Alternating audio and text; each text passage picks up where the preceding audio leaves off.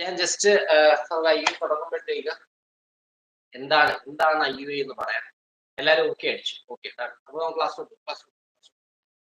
അപ്പൊ നമുക്ക് എന്താണ് IUI എന്ന് ഞാൻ ഫാൻ ഓഫ് ചെയ്തു വിയർക്കാൻ സാധിക്കും. അപ്പൊ എന്താണ് IUI? ഓക്കെ, IUI എന്താണെന്ന് നോക്കാം. എല്ലാവർക്കും അറിയായിരിക്കും IUIന്റെ വാക്കിന്റെ അർത്ഥം അറിയാലോ, ഇൻട്രാ യൂട്രൈൻ ഇൻസർട്ടേഷൻ അല്ലെ. ഇൻട്രാ യൂട്രൈൻ ഇൻസർട്ടേഷൻ, യൂട്രസിന്റെ അകത്തോട്ട് സെമൻ അല്ലെങ്കിൽ സെമനെ അകത്തോട്ട് ഇടുന്നതിനെയാണ് IUI എന്ന് പറയുന്നത്. അതായത് നമുക്ക് കാണാൻ പറ്റുമായിരിക്കും, ഇത് യൂട്രസ് ആണ്,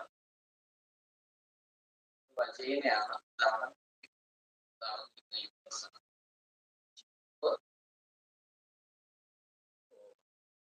ഇങ്ങനെയാണ് ഉള്ളത്, വജൈനയാണ്.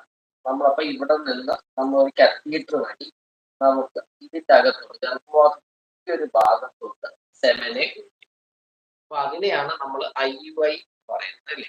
IUI യൂട്രസിന്റെ അകത്ത് നമ്മൾ ബന്ധപ്പെടുന്ന എവിടെ ബീജം വീഴുന്നത്, ബന്ധപ്പെടുന്ന വജൈനയിലാണ്. ഇവിടെ വീണപ്പോഴത്തേക്ക് ഇൻസർമേറ്റ് ചെയ്യുന്ന ബീജത്തിനെ നമ്മൾ ഒരു പ്രോസസ്സിങ്ങിന്റെ 2-3 തരം പ്രോസസ്സിംഗ്, അതിനെ centrifugation, swimmer method, gradient method, അങ്ങനെ 2-3 മെത്തേഡ്. ആ മെത്തേഡ് വഴി ഈ സെമൻ എന്ന് പറഞ്ഞാൽ എന്തോ, അതിൽ കുറെ പ്രോസ്റ്റോഗ്ലാൻഡിൻസ് ഉണ്ട്, അതില് കുറെ റിയാക്റ്റീവ് ഓക്സിജൻ കുറെ അനാവശ്യമായിട്ടുള്ള കുറെ കാര്യങ്ങളുണ്ട്. ബീജം വന്ന് മുട്ടയായിട്ട് ചേരുമ്പോൾ അത് ചേർന്നത് തടയുന്ന കുറച്ച് സാധനം. അപ്പൊ അങ്ങനെ കുറെ ഈ അനാവശ്യ കാര്യങ്ങളൊക്കെ, ചത്ത ബീജം, അതിനെയൊക്കെ മാറ്റിയിട്ട് അതിന്റെ നല്ല ഭാഗത്തെ പല മെത്തേഡുകളിലൂടെ സെലക്ട് ചെയ്ത് ഒരു സ്ട്രോയിലോട്ടാക്കി, ആ സ്ട്രോയിൽ അല്ലെങ്കിൽ ഒരു ചെറിയ സിറിഞ്ചിലോട്ടാക്കി അത് ഗർഭപാത്രത്തിന്റെ അകത്തേക്ക് ഒഴിക്കുന്ന ഒരു പ്രക്രിയ നമ്മൾ പറഞ്ഞ പോലെ. അപ്പം ഇതാണ് IUI. IUI എന്താണെന്ന് മനസ്സിലായോ? അപ്പം ഞാൻ നേരത്തെ പറഞ്ഞത് എന്താന്ന് പറഞ്ഞു കഴിഞ്ഞാൽ, വജൈനയിൽ വീഴുന്നതിന് പകരം ആ സെമൻ എടുത്ത് നമ്മൾ വാഷ് ചെയ്ത്, പലതരത്തിലുള്ള വാഷിംഗ് ഉണ്ട്, പലതരത്തിൽ വാഷ് ചെയ്ത് നമ്മൾ ഗർഭപാത്രത്തിന്റെ അകത്തോട്ട് ഒഴിക്കുന്ന പ്രക്രിയയാണ് ഇൻട്രാ യൂട്രൈൻ ഇൻസെമിനേഷൻ എന്ന് പറയുന്നത്. എന്തുകൊണ്ടാണ് ഇങ്ങനെ ചെയ്യുന്നത്? ഇതുകൊണ്ടുള്ള മെച്ചം എന്താണ്? നമ്മുടെ സെമൻ എന്ന് പറയുമ്പോൾ അതിൻ്റെ അകത്ത് കുറേയേറെ അനാവശ്യമായിട്ടുള്ള കാര്യങ്ങളുണ്ട്. അതായത് ചിലപ്പം ഞാൻ നേരത്തെ പറഞ്ഞ പോലെ അനാവശ്യമായിട്ടുള്ള റിയാക്റ്റീവ് ഓക്സിജൻ സ്പീഷീസ് കാണും. ഈ മുട്ടയും ബീജവും തമ്മിൽ സഹായിക്കുന്ന കുറച്ച് കാര്യങ്ങളുണ്ട്, അത് കാണത്തില്ല. അപ്പൊ യോജിക്കാൻ അവരത് യോജിക്കാൻ സമ്മതിക്കാത്ത കുറച്ച് കാര്യങ്ങൾ, പിന്നെ കുറച്ച് ചത്ത ബീജാണുക്കളുണ്ട്.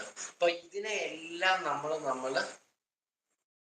മാറ്റി, ഞാൻ ഈ പറഞ്ഞ ഈ ഗ്രേഡിയന്റ് മെത്തേഡോ സെൻട്രിഫ്യൂഗേഷനോ അങ്ങനെ പല രീതിയിലുള്ള മെത്തേഡുകളിലൂടെ ഈ അനാവശ്യ കാര്യങ്ങളെയൊക്കെ മാറ്റി നല്ല ഭാഗത്തെ എടുത്ത് നമ്മളൊരു സ്ട്രോയിലാക്കി അതിനെ നമ്മൾ ഗർഭപാത്രത്തിന്റെ അകത്തുകൊണ്ട് ഒഴിക്കുന്ന പ്രക്രിയ.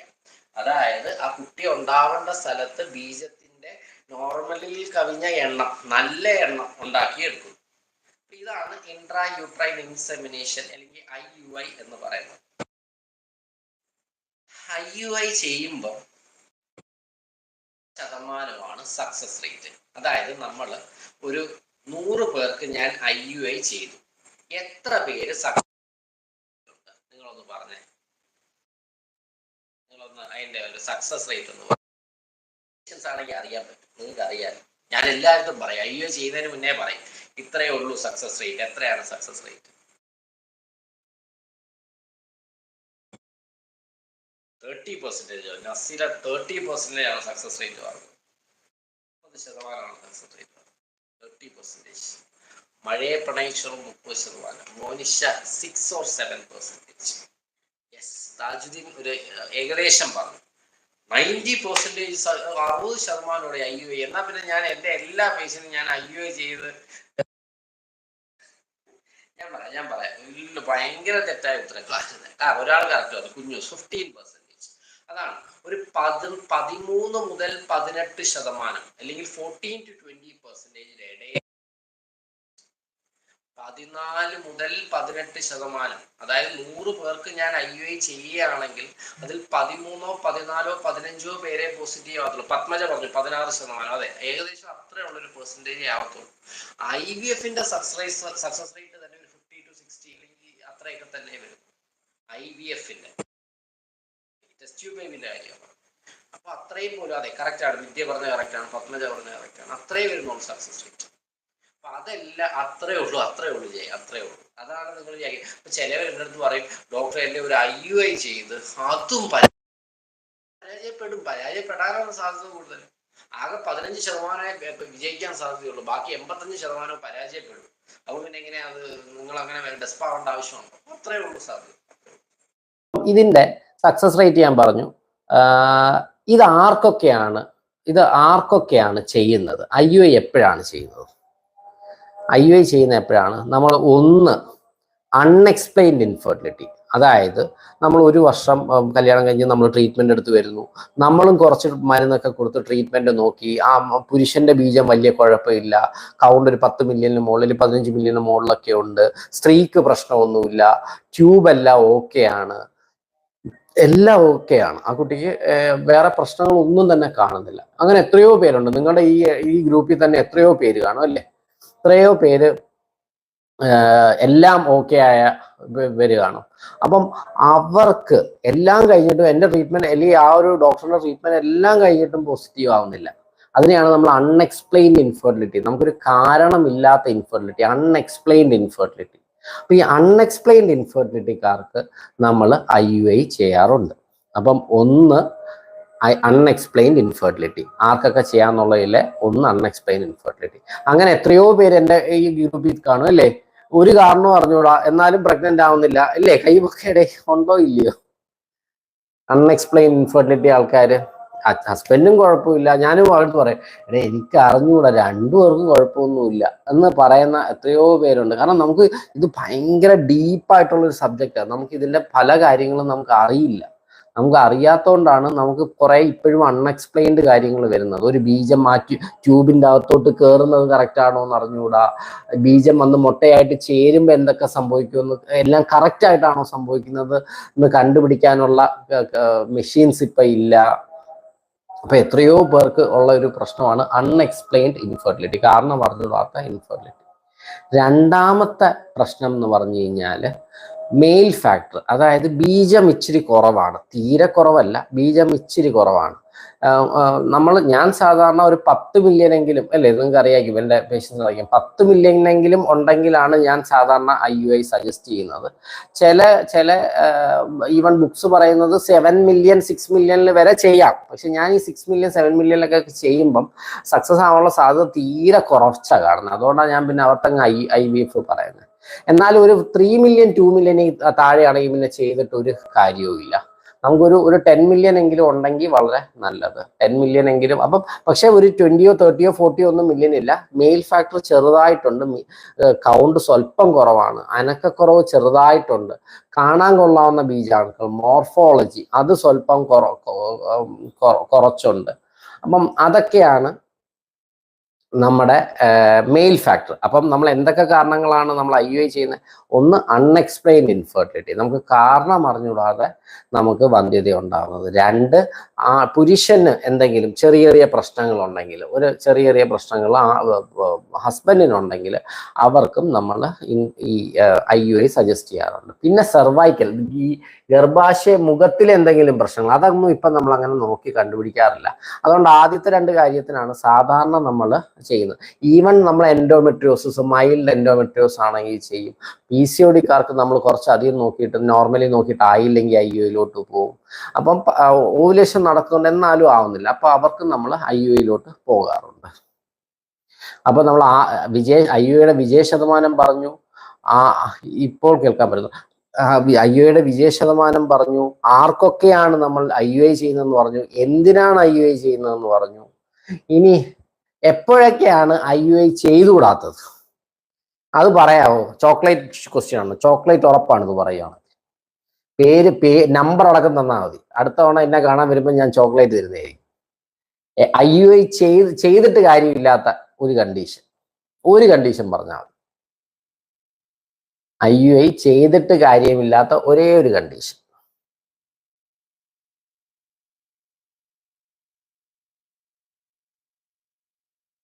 ഏജ് 40 വയസ്സിന് മുകളിലാണെങ്കിൽ അങ്ങനെ ചെയ്യണം എന്നില്ല, എന്നാലും 42 വരെ ചെയ്യാന്നാ പറയുന്നത്. ഓവുലേഷൻ കറക്റ്റ് ആകാതെ, അതായത് നമുക്ക് ഓവുലേഷൻ കറക്റ്റ് ആക്കാനുള്ള ഇഞ്ചക്ഷൻസ് ഒക്കെ തന്നിട്ടാണല്ലോ നമ്മൾ ഓവുലേഷൻ നടത്തിയിട്ടാണല്ലോ നമ്മൾ IUI ചെയ്യുന്നത്. ഓവുലേഷൻ നടത്തുന്ന ഉറപ്പായിട്ടാണ്. അത് നമുക്കൊന്ന് പറയാല്ലേ, അത് നമുക്ക് എങ്ങനെയാണ് IUI ചെയ്യുന്നത്. കൗണ്ട് ഇല്ലാത്തവർ, സീരിയസ്ലി 1 മില്യൺ 3 മില്യൺ ഒക്കെ കൗണ്ട് ഉള്ളവർക്ക് നമ്മൾ ചെയ്തിട്ട് കാര്യമില്ല. അമൃത പറഞ്ഞതാണ് ദ ബെസ്റ്റ്. 3 മില്യണിൽ കുറവെല്ലാം കറക്റ്റ് ആണ്. AMH ലെവലും ശരിയാണ്. AMH തീരെ കുറവുള്ളവർക്ക് നമ്മൾ IUI ചെയ്തിട്ട് പ്രത്യേകിച്ച് കാര്യമില്ല. എന്നാലും ദ ബെസ്റ്റ് ഉത്തരം പറഞ്ഞത് അമൃതയാണ്. അമൃത നമ്പർ അയച്ചു കഴിഞ്ഞാൽ ചോക്ലേറ്റ് ഉണ്ടേ. ബിന്ദു ചന്ദ്രനും കുഴപ്പമില്ല പറഞ്ഞു, AMH തീരെ കുറവാണെങ്കിൽ ഇതാണ്. അമൃത പറഞ്ഞതും ആതിര പറഞ്ഞതും 2 ട്യൂബിലും ബ്ലോക്ക് ഉള്ള ഒരാൾക്ക്, ഈ 2 സ്ഥലത്തും ബ്ലോക്ക് ഉള്ള ഒരാൾക്ക് നമ്മൾ IUI ചെയ്തിട്ട് എന്തെങ്കിലും കാര്യമുണ്ടോ? ഒരു കാര്യമില്ല അല്ലേ. 2 ട്യൂബിലും ബ്ലോക്ക് ആണെങ്കിൽ പിന്നെ IUI ചെയ്ത് കഴിഞ്ഞാൽ കുട്ടിയാവും? ഇല്ല. ഇവിടുന്ന് മുട്ട ഇവിടെ വന്നാലല്ലേ ആകത്തുള്ളൂ, നമ്മൾ മുട്ടയ്ക്ക് വരാൻ പറ്റത്തില്ല. 2 ട്യൂബിലും ബ്ലോക്ക് ഉള്ള ഒരാൾക്ക് നമ്മൾ IUI ചെയ്തിട്ട് കാര്യമില്ല. സിവിയർ എൻഡോമെട്രിയോസിസ്, എന്നാലും ഞാൻ അവർക്ക് 1-2 IUI ഒക്കെ ശ്രമിച്ചു നോക്കും. കാരണം സാമ്പത്തികമാണല്ലോ, ചിലപ്പോൾ ആയാലും അങ്ങനെ ആയിട്ടവരും ഉണ്ട്. എന്നാലും സിവിയർ എൻഡോമെട്രിയോസിന് അങ്ങനെ IUI അധികം ചെയ്തിട്ട് കാര്യമില്ല. AMH തീരെ കുറവ് 0.5 അങ്ങനെയുള്ളവർക്കും നമ്മൾ ഓവില് നല്ല മുട്ടയുള്ള അവർക്കൊക്കെ നമ്മൾ നേരത്തെ തന്നെ IVF ചെയ്യുക. എന്നാലും എനിക്കൊരു പേഷ്യൻ്റ് ഉണ്ട്, ആ പേഷ്യൻ്റ് കേൾക്കുന്നോ ഇല്ലയോ എന്ന് എനിക്ക് അറിഞ്ഞുകൂടാ. ആ കുട്ടിക്ക് AMH 0.67 ആയിരുന്നു ആ കുട്ടിക്ക്. 0.67. 2 IVF ഒക്കെ പരാജയപ്പെട്ടത്. എൻ്റെ ആ ഒരു ഫസ്റ്റ് IUI ചെയ്തപ്പോൾ തന്നെ അത് ബൂസ്റ്റ് ചെയ്യും. അത് എൻ്റെ ഗുണമൊന്നുമില്ല, അത് എൻ്റെ ഒരു ഭാഗ്യം. അതിൻ്റെ സമയം മാരിഡ് 16 years എന്തായിരുന്നു, ആ കുട്ടിയുടെ ഒരു ഭാഗ്യമായിരുന്നു. ശരി, തൈറോയ്ഡ് പേഷ്യൻ്റിനൊന്നും കുഴപ്പമില്ല. തൈറോയ്ഡ് പേഷ്യൻ്റൊക്കെ ഡെഫിനറ്റ്ലി നമുക്ക് IUI ചെയ്യാം. അപ്പൊ എങ്ങനെയാണ് നമ്മളൊരു IUI എങ്ങനെ ചെയ്യുന്നത്? പല മെത്തേഡുണ്ട്, ടാബ്ലറ്റ് കൊടുത്തിട്ട്. എന്നാൽ ഞാൻ സാധാരണ ചെയ്യുന്നത്, ഞാൻ ആദ്യം ചിലപ്പം ഒരു മുട്ട വളരാനുള്ള ടാബ്ലറ്റ് തരും, എന്നിട്ട് നമ്മൾ ഫോളിക്കുലാർ സ്റ്റഡി ചെയ്ത് നോക്കും. എന്നിട്ട് നമ്മൾ മുട്ട വളരാനുള്ള ഇഞ്ചക്ഷൻസ് എടുക്കും, മുട്ട വളരും. എന്നിട്ട് ആ ഒരു ഇഞ്ചക്ഷൻ, ആ മുട്ട പൊട്ടാനുള്ള HCGയുടെ ഇഞ്ചക്ഷൻ എടുത്ത്, ഓവുലേഷൻ നടക്കാനുള്ള ഇഞ്ചക്ഷൻ എടുത്ത് ഒരു 24 മണിക്കൂറിനും 40 മണിക്കൂറിനും ഇടയിൽ എപ്പം വേണമെങ്കിലും ചെയ്യാം. ഞാൻ സാധാരണ ഒരു 32 മണിക്കൂറൊക്കെ ആകുമ്പോഴായിരിക്കും പ്ലാൻ ചെയ്യുന്നത്. എന്നാലും 24, അതായത് ആ പൊട്ടാനുള്ള ഇഞ്ചക്ഷൻ എടുത്ത്, ഡോക്ടർ എനിക്ക് AMH കുറവാണ്, ഉല്ലാസ് കുഴപ്പമില്ല, നമുക്ക് ശരിയാക്കാം, എന്തെങ്കിലും ഒക്കെ വഴി കാണും. AMH തീരെ കുറവാണെങ്കിൽ എപ്പോഴും ഞാൻ എന്നെ കാണിച്ച പേഷ്യൻ്റാണെങ്കിൽ ഞാൻ പറഞ്ഞാൽ, ഞാൻ കാണിക്കുന്ന പേഷ്യൻ്റാണെങ്കിൽ ഇയാൾക്ക് അറിയാമായിരിക്കുമല്ലോ ഞാൻ എന്താ പറഞ്ഞതെന്നുള്ളത്. അപ്പം ആ HCGയുടെ ഇഞ്ചക്ഷൻ എടുത്ത് ട്രിഗറും ഓവുലേഷൻ നടക്കാനുള്ള ഇഞ്ചക്ഷൻ എടുത്ത് ഒരു 24-നും 40 hours-നും ഇടയിലായിരിക്കും IUI ചെയ്യുന്നത്. ചിലവർക്ക് ഞാൻ സിംഗിൾ ചെയ്യും, ചിലവർക്ക് ഞാൻ ഡബിൾ ചെയ്യും. അതും ഓരോരുത്തരിൽ ഡിപ്പെൻഡ് ആണ്. പക്ഷെ സ്റ്റഡീസ് പറയുന്നത് സിംഗിളും ഡബിളും തമ്മിൽ വലിയ വ്യത്യാസമില്ല. കുറേ പേർക്ക് സിംഗിൾ ചെയ്തു, കുറേ പേർക്ക് ഡബിൾ ചെയ്തു. അവസാനം റിസൾട്ട് നോക്കിയപ്പം ഏകദേശം കുട്ടിയാവുന്നത് ഏകദേശം തുല്യം തന്നെയായിരുന്നു. അതുകൊണ്ട് ഡബിളിന് വലിയ ഒരു വ്യത്യാസമില്ല. എന്നാലും തീരെ കൗണ്ട് കുറഞ്ഞവർക്ക് ഒക്കെ ചിലപ്പോൾ നമ്മൾ ഡബിൾ ചെയ്ത് നോക്കാറുണ്ട്. ഞാൻ ഒരു 50% പേർക്കും ഡബിൾ ചെയ്യും, 50% പേർക്ക് സിംഗിൾ ചെയ്യും. അത് ഓരോരുത്തർക്കും വ്യത്യാസം വന്നുകൊണ്ടിരിക്കും. AMH കൂടുതലിന് ഒരേ ഒരു അർത്ഥമല്ലേ ഉള്ളൂ. എന്താണ് അറിയായിരിക്കും എൻ്റെ ക്ലാസ് കേൾക്കുന്നത്? PCOD-കാർക്കാണ് AMH കൂടുന്നത്. അത് എളുപ്പമാണ് കുറയ്ക്കാൻ. ഞാൻ ആ PCOD ക്ലാസ്സിൽ പറഞ്ഞ കാര്യങ്ങൾ ചെയ്യുവാണെങ്കിൽ നിങ്ങളുടെ AMH കുറയും. കൂടുതലാണെങ്കിൽ പ്രോബ്ലം ഉണ്ട്. പിന്നെ അമൃത AMH വാല്യൂ കൂടുതലാണെങ്കിൽ എന്തോ ഓവുലേഷൻ നടക്കത്തില്ല, ഓവുലേഷൻ നടക്കാൻ പാടായിരിക്കും. അപ്പൊ AMH എങ്ങനെ കുറയ്ക്കാം? വ്യായാമം ചെയ്ത് കുറയ്ക്കാം, അതീ സംശയമില്ലല്ലോ. ശരി, അപ്പൊ നമ്മൾ IUIയുടെ ഈ കാര്യങ്ങൾ പറഞ്ഞു, എങ്ങനെ ചെയ്യുന്നു എന്ന് പറഞ്ഞു, എപ്പം ചെയ്യുന്നു എന്നൊക്കെ പറഞ്ഞു. ഇനി എന്തെങ്കിലും സംശയം ഉണ്ടോ IUIനെ കുറിച്ച്? ആർക്ക് ചെയ്തുകൂടാന്നുള്ളത് പറഞ്ഞു, സക്സസ് റേറ്റ് പറഞ്ഞു. ഇനി IUI ഇനി ഒരു കാര്യം, പെയിൻഫുൾ പ്രൊസീജിയർ ആണോ IUI? വേദനയുള്ള പ്രൊസീജിയർ ആണോ IUI? പെയിൻഫുൾ പ്രൊസീജിയർ ആണോ? നിങ്ങൾ ചെയ്തവര് തന്നെ പറയണേ. ചിലവർക്ക് ഭയങ്കര പേടിയാ ഈ IUI എന്ന് കേൾക്കുമ്പോഴേ പേടിയാ. വലിയ സംഭവം ചിലവർക്ക് ചെറിയൊരു പേന, ചിലവർക്ക് ഒന്നും വേണം. ഇന്ന് ഞാൻ ഇവിടെ ഇന്ന് നമ്മുടെ ഒരു പേഷ്യന്റ് വന്ന് ചെയ്തായിരുന്നു. ആ കുട്ടി ഇന്നലെ ഒരു വേദന ഇല്ലെന്ന്.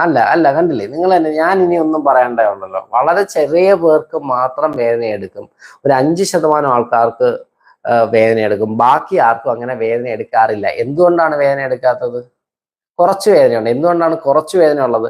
ചിലവർക്ക് നമുക്ക് ഈ ഗർഭപാത്രത്തിന്റെ ഈ ഭാഗം ഒന്നും പിടിക്കാതെ ജസ്റ്റ് ഒരു സ്പെക്യുലം എന്ന് പറയും, നമ്മുടെ വജേന തുറക്കുന്ന ഒരു സംഭവം വെച്ച് നേരിട്ട് തന്നെ ഈ ബീജം അങ്ങ് കുത്തിവെക്കാൻ പറ്റും, എവിടെയും പിടിക്കണ്ട.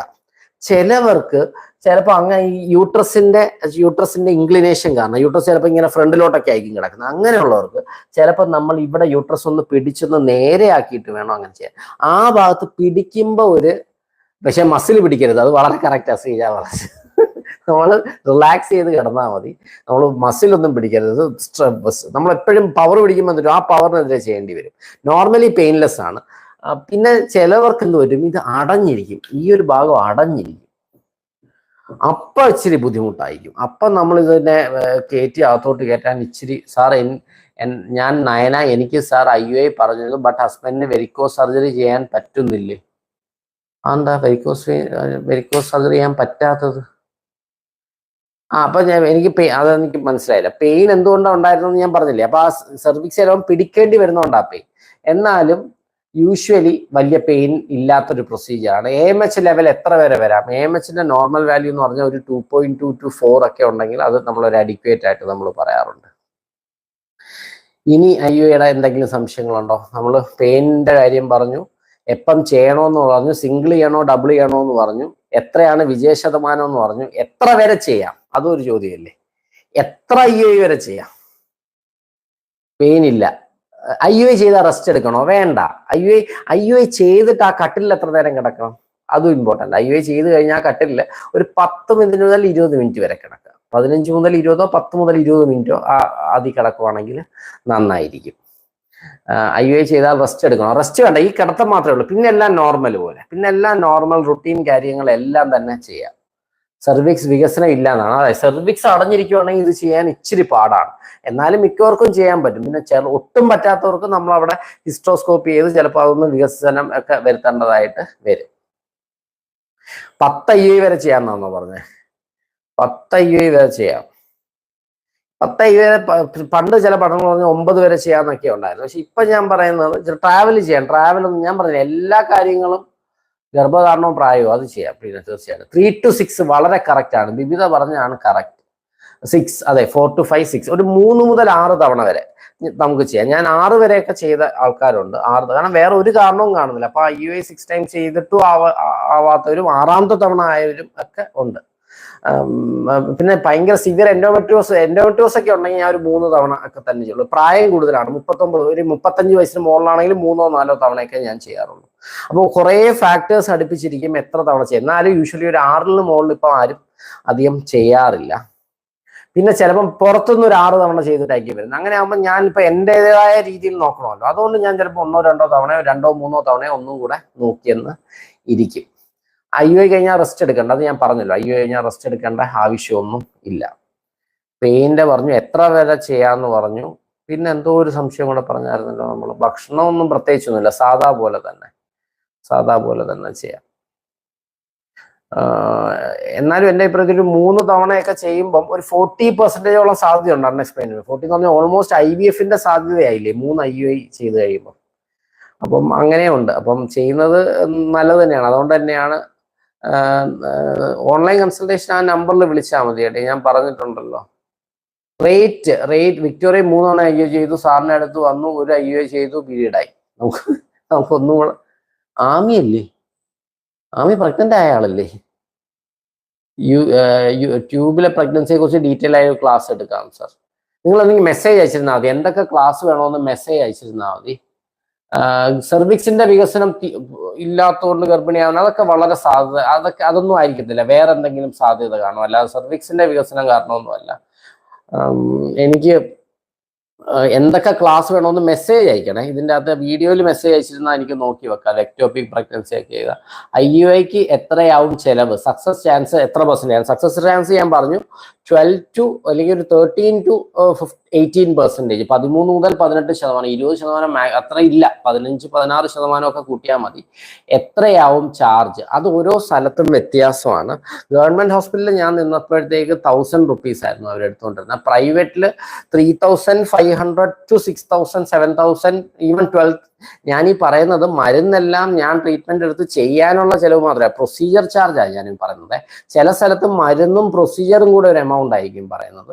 ചില സ്ഥലത്ത് ഞാൻ ഈ പ്രൊസീജിയർ ചാർജ്, അതായത് മരുന്നൊക്കെ ഞാൻ ട്രീറ്റ് ചെയ്ത് ഞാൻ ചെയ്യാൻ ഓരോ സ്ഥലങ്ങളിൽ വിടാറുണ്ട്, അല്ലെങ്കിൽ എൻ്റെ സ്ഥലത്ത് അങ്ങനെ ഓരോ സ്ഥലത്തും. അപ്പോൾ ഒരു 3,500 to 6,000 7,000 റുപ്പീസ് വരെ ആവും മരുന്ന് എക്സ്ട്രാ. എന്നാലും എല്ലാം കൂടെ എനിക്ക് തോന്നുന്നു ഒരു 8,000 9,000 റുപ്പീസിൽ നിൽക്കും. ട്യൂബ് ടെസ്റ്റിനെ പറ്റി നമുക്ക് പറയാം, അത് നമുക്ക് അടുത്ത ക്ലാസ് എടുക്കാം. ഹായ് ഡോക്ടർ, സാറിന്റെ അടുത്ത് ഒരു IUI ചെയ്ത് പീരീഡ് ആയി നെക്സ്റ്റ് മന്ത് നോർമൽ പ്രഗ്നന്റ് ആയ വ്യക്തിയാണ് ഞാൻ. അതെനിക്കറിയാം. കാരണം IUI കഴിഞ്ഞിട്ട് ആമിയെ നല്ലവരും എനിക്കറിയാം. ഞങ്ങൾ ഭയങ്കര ആത്മബന്ധമുള്ള ഒരു പേഷ്യന്റ് ആണ്. ആമി എന്നിട്ട് നോർമലി പ്രഗ്നന്റ് ആയി. IUI കഴിഞ്ഞ് തൊട്ടടുത്ത മാസം. ആമി മാത്രമല്ല, അങ്ങനെ കുറച്ച് പേര് ആയിട്ടുണ്ട്. കാരണം ഈ IUI ഒക്കെ സമയത്ത് ട്രീറ്റ്മെന്റ് കൊടുക്കുമ്പോൾ ഭയങ്കര സ്ട്രെസ്സായിരിക്കും. അപ്പൊ ഇതെല്ലാം കഴിഞ്ഞ് പരാജയപ്പെട്ട് ഇനി ഒന്നും നഷ്ടപ്പെടാനില്ലാത്തവനെ പോലെ കറക്റ്റ് ആയിട്ട് കോണ്ടാക്ട് ഒക്കെ ചെയ്ത് സന്തോഷത്തോടെ സെക്ഷുവലി കോണ്ടാക്ട് ചെയ്ത്, ടെൻഷൻ ഒന്നും ഇല്ലല്ലോ. ഇന്ന് ഓവുലേഷൻ നടന്നു, ഇന്ന് കോണ്ടാക്ട് ചെയ്യണം, അങ്ങനെയുള്ള ടെൻഷൻ ഒന്നുമില്ല. വളരെ സന്തോഷത്തോടെ ആസ്വദിച്ച് കോണ്ടാക്ട് ചെയ്തപ്പോഴത്തേക്ക് പ്രഗ്നന്റ് ആയി. കൺഗ്രാറ്റ്സ് ആമി. ട്യൂബ് ബ്ലോക്ക് എങ്ങനെ കണ്ടുപിടിക്കും? ട്യൂബിന് ബ്ലോക്ക് ഉണ്ടെങ്കിൽ എന്തെങ്കിലും അത് കുറെ ഡിപ്പെൻസ് ആണ്. ട്യൂബ് ബ്ലോക്ക് കണ്ടുപിടിക്കുന്ന അറിയാമല്ലോ, ട്യൂബ് ടെസ്റ്റ് വഴിയാണ് കണ്ടുപിടിക്കുന്നത്, അല്ലെങ്കിൽ ലാപ്രോസ്കോപ്പി വഴി.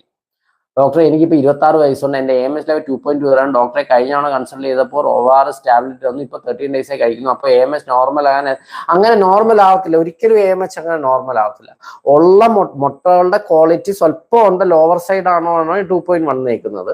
അത് നോർമലാക്കി 3 ഒന്നും ആവത്തില്ല. ആ ക്വാളിറ്റി സ്വല്പം ഒന്ന് ബെറ്റർ ആവും.